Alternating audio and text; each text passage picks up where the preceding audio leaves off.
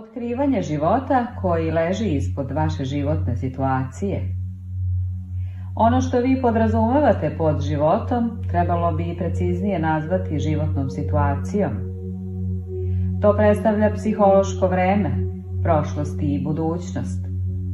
Određene stvari u prošlosti nisu se odvijale onako kako ste vi to želeli.